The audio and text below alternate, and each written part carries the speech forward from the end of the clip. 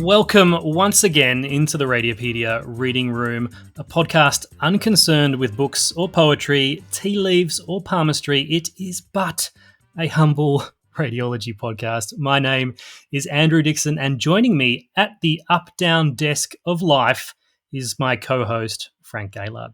Does anyone actually call it an up-down desk? Well, this is interesting, actually. I looked it up, and apparently that's a very Australian term. There's a company called Up-Down Desk. These are just the motorized desks that you can set at standing and sitting. I hate that. I can't work standing up. I can't do it. I've tried, and it's not so much that it's uncomfortable, but I'm pretty sure my brain works differently if I'm standing up. So when I'm looking at a study and I'm standing up, I genuinely feel like I'm not thinking in the same way as when I'm sitting down. So I'm a little bit hesitant to do it. Plus, I'm lazy and I spill my coffee. Do you ever feel like if there is somebody in the reporting room with you and they're standing up to report, do you feel a little bit inferior? Well, it's not so much inferior, but you are at sort of groin height, which is oh gosh, it's not great. I do like a desk that I can adjust the height of, because working at a desk that's a bit too low, you get all cramped or your wrist hurts or your shoulder. I'm getting to be an old man, Dixon. You're a young, sprightly thing, but my shoulder's going, my neck's sore. I can't do this much longer. I need one of those German reporting chairs, like a gaming one. I thought you were going to say a masseuse. My dad, back when he was a researcher, he was involved in a study. He was a participant where you worked in your office and you worked some days where you were sitting down and some days where you had to stand up the whole day, and they measured your metabolic rate. Oh, interesting. And overall, the study found that you use more energy. Your basal metabolic rate increases when you stand up. However, he was an outlier. He didn't have an increased metabolic rate. It was the same sitting or standing. And so he was like, well, I'm just going to sit from now on. Maybe we should all work on those big bouncing balls instead. All right. That would be a great book. I'm thinking genetically I'm very similar to him, so I'm probably burning just as much energy sitting here, so I'm not going to stand up either. We probably should get on with today's episode, Frank. And as I promised, we're going to feature you this time. Oh, joy. Very exciting.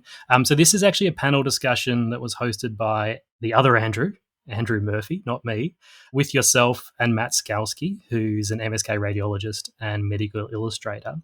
And this chat took place directly after a lecture from Matt entitled Medical Illustration, Even You Can Do It, and one from yourself, Frank, entitled A Talk on Giving Talks. Remember that one? Vaguely.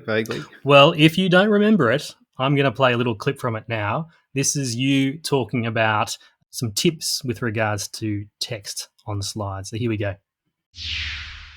Humans are terrible at multitasking. If you present a slide that has lots of text on it that's different to what you're saying, then you're asking your audience to choose between paying attention to you or paying attention to the slide. And it either means that what you're saying isn't important or what's on the slide isn't important. You can't do both.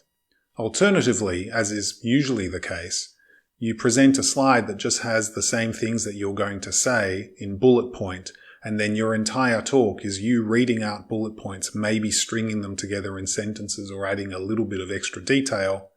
I would ask you, why aren't you just giving me a PDF of your talk and I can read it on my own? They're called talks. They're not called reads. You should be there value adding as a speaker, not just reading out slides that you've prepared. A mental approach that I have when preparing slides is that every single word on the slide should earn its place there. And unless you can justify why a word is on that slide, then you shouldn't have it. And if that means that your slides have no words on them whatsoever, that's okay. People are there to hear you talk. They should be there to hear you talk. And you should be there giving the information orally. There you go. It's called a talk, not a read. It is indeed. I stand by that. I speak slower than I hear myself speak. I think I sped you up slightly in that clip too. Oh, geez. But I should try and speed up. But then I stumble over my own words, so that's no good. No, I completely stand by that. And in fact, if anything, as the years have gone past, I've become more irritated when I go and watch a talk where someone is just reading out the slides at me.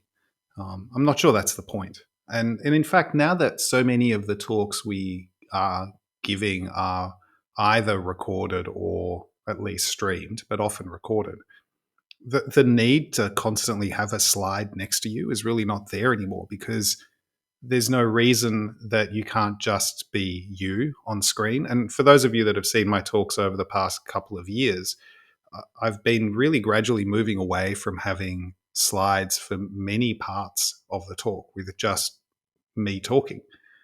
That's, I think, the thing that makes a talk different to reading an article, is that the speaker is talking to you and imparting something that you can't just get from reading it. And so you don't see this very much yet. And maybe that's because to be able to do it, you need a reasonable camera and you need to be sort of set up, and it's not just straight out of Teams or Zoom or whatever you're using.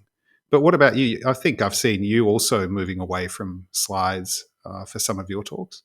I mainly teach with images, right? Scrollable cases, zooming in, annotating on the fly. And I like to use a lot of imagery, photography to kind of set the theme and to emphasize points, but very little text. In fact, I'm giving a lecture at Radiopedia 2023 entitled Teaching with Very Little Text. And one side benefit to teaching with very little text is that, well, two side benefits. One is that when you do put up a slide that has a little bit of text on it, it almost emphasizes that slide above the rest of it, and therefore you can really use it as a tactic to drill something home. So I often do that, very, very little text, and then suddenly, boom, here's a key point with some text on it, and you'll see people get their phones out and take a screenshot of it, right?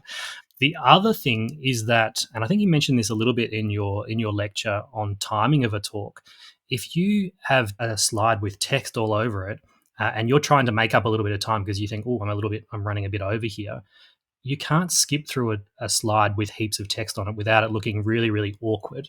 Whereas if you have slides with very little text on it, I could spend 30 seconds on a slide, or I could spend 3 minutes on it, depending on the day and how I'm feeling and how the timing's going. And nobody in the room has any idea that that's what I'm doing.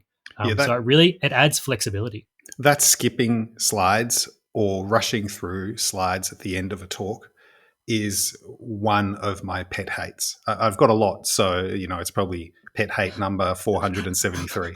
Maybe we should keep track of your pet hates in this podcast. That's pet hate number 1, and we'll see where we're at by the end of the year. But you're watching someone who has spent the first 15 minutes just banging on about something pointless. Their talk is just getting good, and then someone tells them that they've almost run out of time.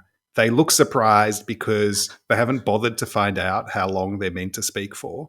And then you watch them skip through all these slides that seem really interesting, maybe. Who knows? It's like, oh, we don't need to see that. We don't need to see that. And then they jump to the conclusion and it's over. And I don't know how that person does that without just feeling a great deal of shame, because you're just telegraphing so much about how little you regard the organizers and the audience that you haven't even bothered to take out some of the slides from this talk that you've clearly been giving over and over again. I'm a skeptic. Sometimes I think that they've never got to those slides in time, and they're always just there to kind of make it look like, oh, look how much more I've got that I could teach you about, but I'm not going to. Genius. You put like 20 slides at the end, including ones that have titles like "The Key Point Is," and then lots of small text. Everything you need to know. Oh, we've missed. Haven't got time for that one today. But you mentioned conclusion there. The second clip and final clip I'm going to play from your lecture is the section on the conclusion. So I'll play that for you now. Probably the hardest part of the talk is the conclusion. And that's because writing a conclusion forces you to actually critically assess the rest of your talk and try and work out what it is that you're meant to have achieved. So writing your conclusion towards the start of the writing process is actually a really useful trick to make sure that you end up covering the important points. If something isn't worth covering in the conclusion, you have to ask yourself whether it really needs to be in the talk at all. So in conclusion, I very much would encourage you to spend some time thinking about and practicing how you prepare and give your talks. Take time to think about your audience and about the venue and about the context of your talk. Think about what the most important points that you want to get across are, and make sure that your slides don't detract from those points. Avoid bad images, avoid poorly designed slides that reflect badly upon you, and ensure that at every stage you're letting the audience know where you're at in the talk so that they can focus on what you're saying. And most of all, practice and prepare your slides so that not only are they better talks for all of us that have to listen to them, but also so that you make a better impression and enjoy giving talks more. Thank you. Nice. Talking about conclusions and giving an awesome conclusion in the process. I like it. Very meta. Very. I almost feel like the conclusion of a talk, you almost want it to be like the abstract for the presentation. So you can have a little listen to the conclusion, then go, is it worth my time watching this lecture? Like people often look at the learning objectives or something like that, and it's like, no, that's not really representative. It's the conclusion. Has this person come to a conclusion? Have they got some great points? Listen to that and then go, yeah, I want to go back and watch all of this lecture. I think that's right. And I think writing the conclusion early on while you're preparing a talk helps you frame it that way. It's actually similar to when you're writing the conclusion of a long MR report or something. If you get to the bottom and your conclusion, you're not quite sure what to put in there, that's usually a really good indication that you haven't worked out what's going on. If you're restating just what you've said already or just waffling. Yeah, learning objectives, I mean, I know we all have to have them, and keeping in the back of your mind what you're trying to achieve is worthwhile, but the conclusion is more representative of what you have actually been able to do. And sometimes I find that as you write the conclusion, it's like, well, there's this thing that really needs to be in here for it to make sense. And then you go back and you introduce it into the talk. Yeah. It's like the rule of three. Some people say you should be trying to teach somebody a fact 3 times in your talk. The first time you're going to mention it, then you're maybe going to bring it back a second way a little bit later in the talk. And then the conclusion really should be the third time you're mentioning all the key things that you want someone to remember. And sometimes I think people forget that and get to a conclusion and just go a very, very quick one sentence and they're off. No, it has to be, a good talk is one it's a bit like a story or a novel or something. You need to have an arc that at the start you kind of set up the problem, the thing you're trying to address or achieve. Then you do the talk. And then at the end, there has to be a payoff where you kind of frame everything you've spoken about in a way that makes sense and that lets the audience look back at the talk with context. Yeah. Well, we should get up off our seats and have a little stretch while everybody listens to this panel discussion. So I'll remind you, this was hosted by the other Andrew Murphy.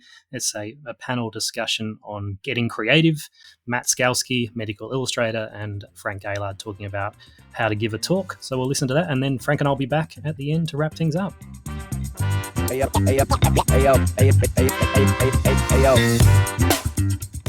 So we are joined now by the 2 speakers that you just watched then in the creative session. I have lots and lots of questions, so we'll get started. Matt, I want to start with you. Your talk on medical illustrations is really good. I actually learned a lot from you in the past on medical illustrations. People, they have to start from some point, and I have had to learn the hard way. I'm sure you have too. What are the biggest errors you see beginners when they really want to dive headfirst into these things?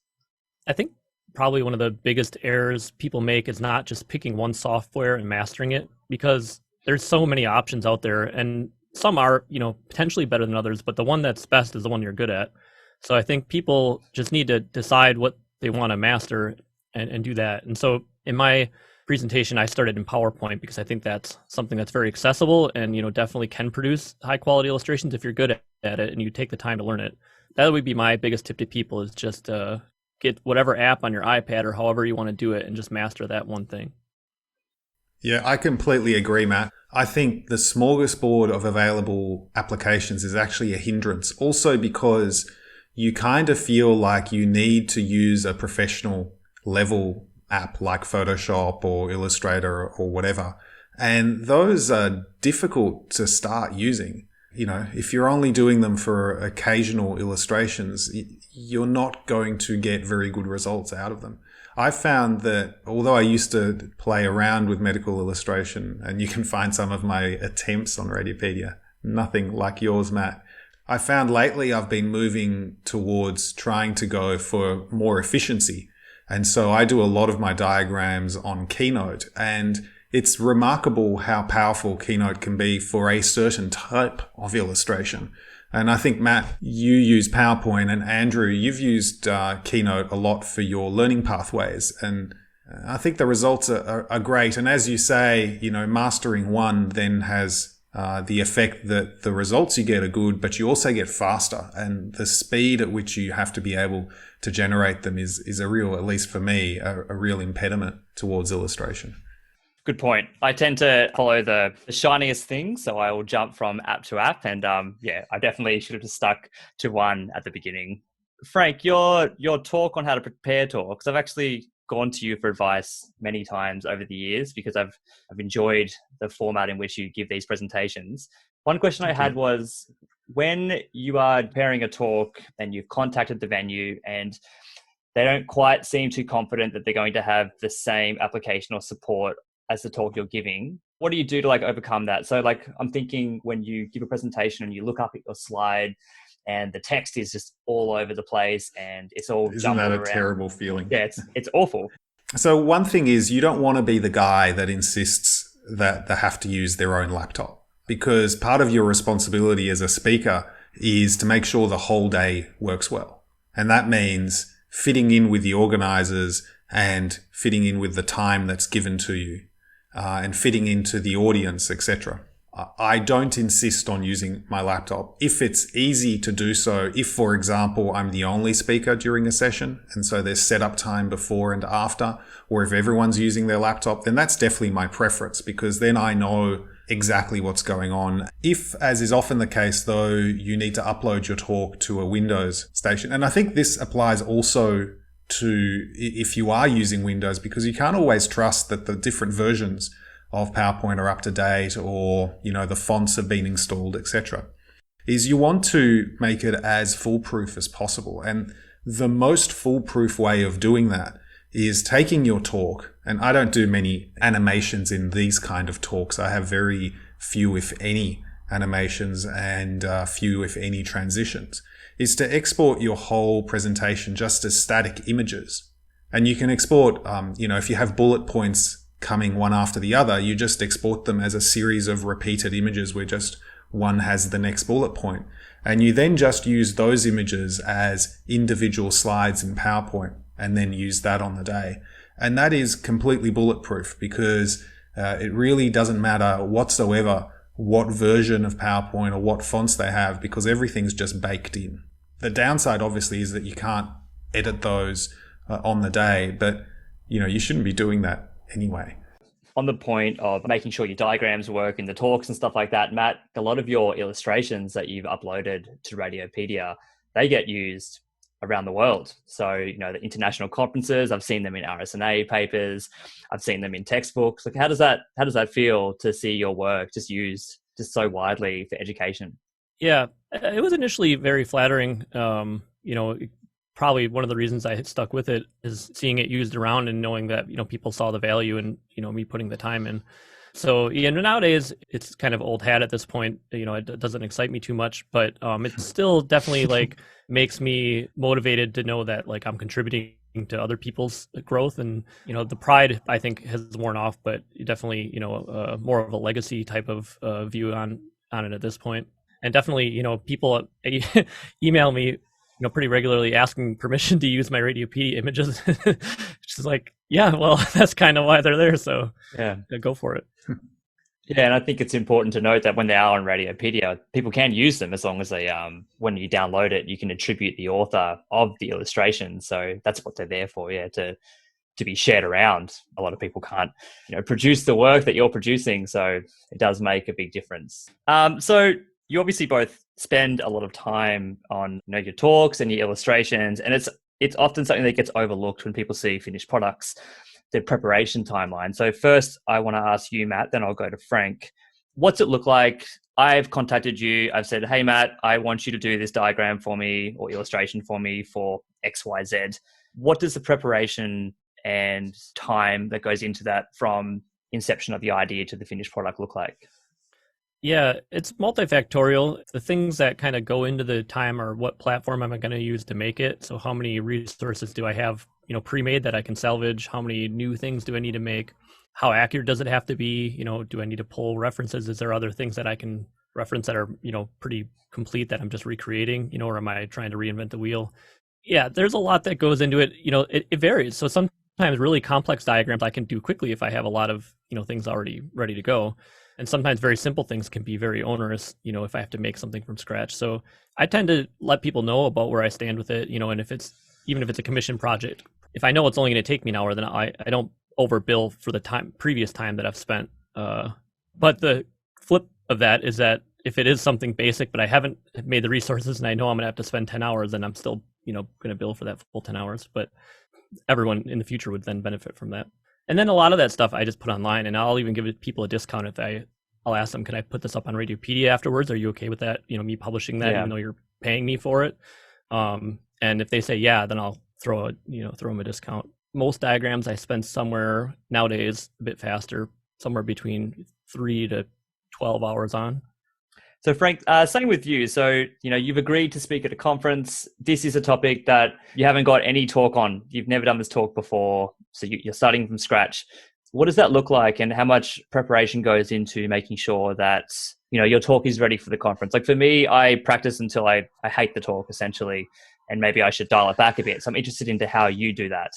So the first thing I would do if I've agreed to speak at a conference is get annoyed at past me, because saying yes to speaking gigs is always easy because they're in the future, and you always underestimate how long they will take you, and then future you ends up paying the cost.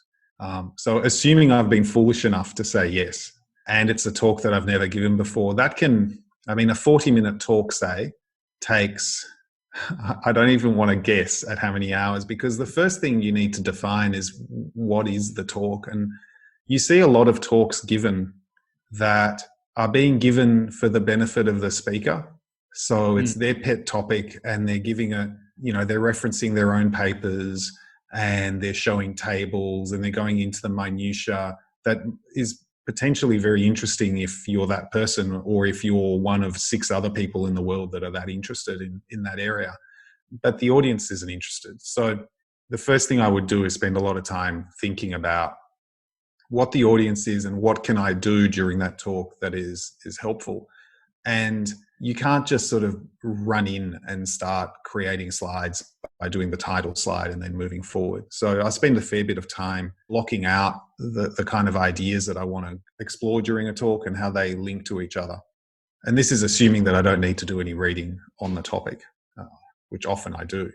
Even if it's a topic I'm relatively comfortable with, before you start giving a talk, you really do need to iron out any questions that you might have yourself.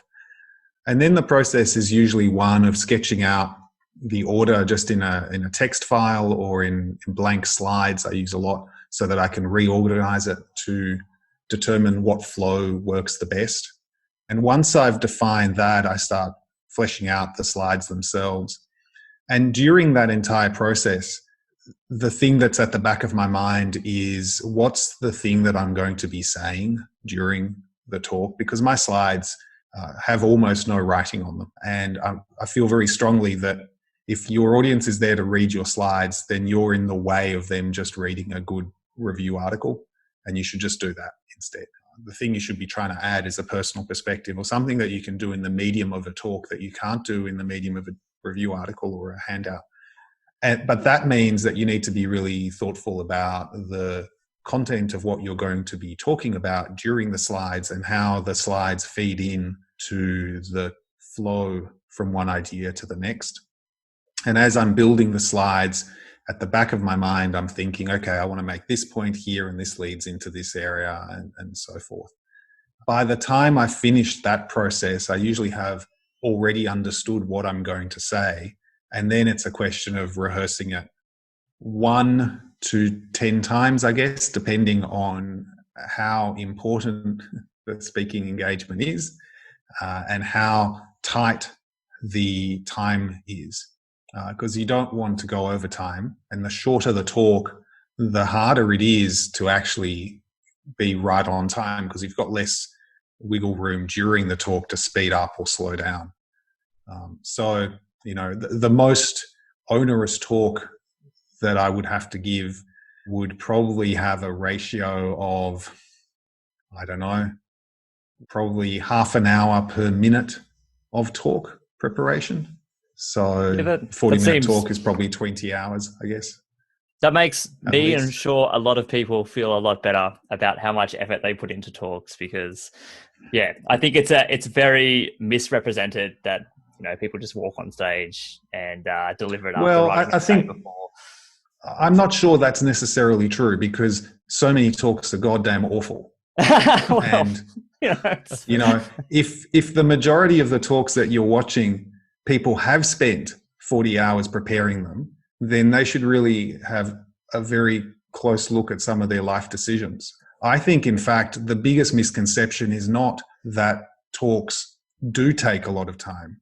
The biggest misconception is that talks shouldn't take a lot of time, and people do just bang something out and put all the text that they're going to say on the slide so that they don't need to remember it, and they just go through the motions. And when I see a talk like that, then not only does it reflect badly on the speaker, but it reflects badly on the whole process, because I wonder, why am I here? I can read your slides myself, or better yet, I can read a review article or a chapter in a textbook. I think that's all we have time for today. So thank you, Frank and Matt, for joining us, especially Matt joining us from sunny California. Now we have a encore presentation of Frank's talk on how to give talks, and then I'll see you at the end.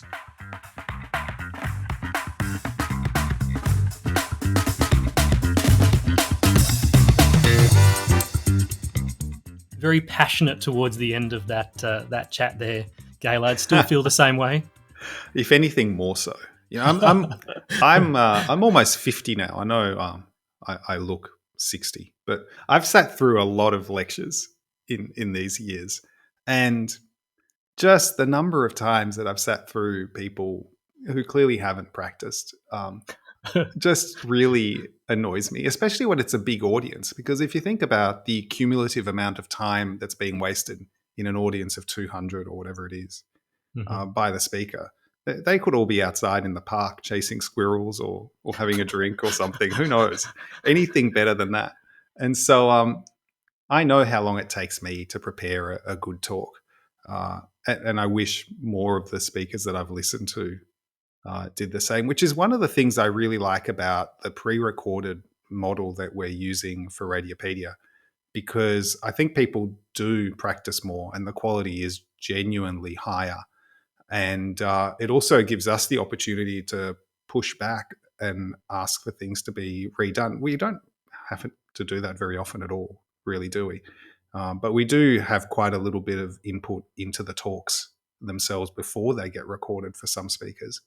And I think that collaborative method works. And I sometimes run my talks by people, or the slides by you, or we chat about how something fits together. And it's a privilege to have a large audience, and it's one that I think you need to take with a degree of responsibility if you're the speaker. Yeah, as you say, that being able to pre-record a talk, think about it, set yourself some space to actually record it, maybe edit it a little bit to get it looking its best.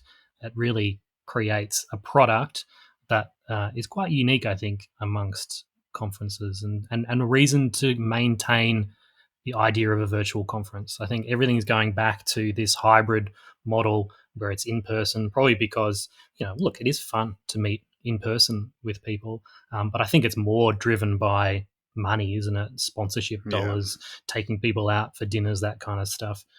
Whereas I think we're going to stay virtual, high quality presentations, invited speakers, and hopefully people embrace that and appreciate it. We've got to thank Matt Skalski for being part of that panel discussion. His illustrations continue to be amazing. Even since he recorded that panel discussion, he's gone on to produce more and more amazing pieces of work. And Mandrew Murphy as well has really started to create some amazing learning pathways on the website and illustrations for the website. So both of those guys continuing to show off their creative skills. Anything else to chat about today, Frank? Well, I was just thinking when I was on my high horse there about the responsibility to an audience and making sure that you've prepared adequately. Do you think we've adequately prepared for this podcast? No. Well, I think if those people aren't willing to put in the time to their talks, then maybe they should start a podcast, because apparently that doesn't take any preparation. You just hit record. Do you think anybody listened to episode number 1? I haven't heard any feedback yet. Is it out yet? Well, it's a bit of a mystery with all podcasts, because you kind of create it and then you send it out, and then the different things like Google and Apple Podcasts will approve it at varying times. So especially with your first episode. So once that's approved, then it starts to head out. So it's only just starting to be listened to now. So hopefully we'll get some feedback coming through shortly. How do people get in contact with? This is your favorite part. This is my of favorite the episode, bit. Rapidly becoming your favorite bit. I'm going to do this every week. How do people get in contact with us? Well, you can, of course, contact us through Twitter at Radiopedia and on Instagram, as well as at Frank Gaillard on Twitter and at Dr. Andrew Dixon. You can email us at podcast@radiopedia.org with any idea or feedback you may have. And if you want to help support Radiopedia, you can become a supporter. You can purchase an all-access pass to not only have access to all our courses and learning pathways, but also get registration to our yearly virtual conference. And Radiopedia 2023 is on its way. It is on its way. People have started registering, Frank. The website is up and running. The speaker list has been announced. You're doing a workshop. I'm doing a workshop. So there's plenty to check out. So head on over to the Radiopedia 2023 website to have a look at that. And what else can they do? Well, yes, this is his other favorite bit. And don't forget, you can also help us out by leaving a review in the podcast app of your choosing. What podcast app do you use? Just the Apple podcast. What do you use? Overcast. It's much better. Oh. It's got pause elimination. So to truncate things. Yeah, so you can speed it up, which I always do a bit, especially I would speed myself up a lot if I was listening to me. We all would. But you can get rid of pauses through it. It's a great app. Yeah, I've been using it for a year, Overcast. And okay. I don't speed things up because I actually enjoy the length of things, right? It depends why you're listening to them. I don't necessarily want a podcast to end. I kind of want it to fill my journey that I'm on. You know, if I'm going for a drive or if I'm going for a walk, I don't necessarily want it to be faster. No, I speed it up not because I want it to be over faster, but if it's too slow, my mind wanders and I lose track of what I'm doing. There's a speed at which it becomes effortless to stay focused on the thing you're listening to, and it really depends on the content and the speaker. Mind wandering, that reminds me, my brother-in-law recently, he was just staring off into the distance and we were like, what are you thinking about? And he's like, oh, nothing. And we're like, oh, you must be thinking about something. You don't just think about nothing. It's obviously something boring you don't want to tell us about. And he's like, no. Sometimes I can think about absolutely nothing. I've never had that. You've never had that? No. I've never had that either. And no one I've spoken to, I think he's achieved a level of nirvana that without even trying. So is this going to be another part of the podcast that at the end, after we've said the last thing we just talk about our relatives? Keep talking. This can be podcast, what is it? The relative corner. Well, we'll be back again for another episode soon. I'm going to read that sign-off again. Remember our little sign-off here? Here it is. That was the one about being rad. No. Oh, maybe we should do the rad one. Don't tempt me. I'll keep it in there. All right. Ready? I'm going to do it now. And we'll catch you all again sometime soon in the Rad Reading Room. Bye. Bye-bye.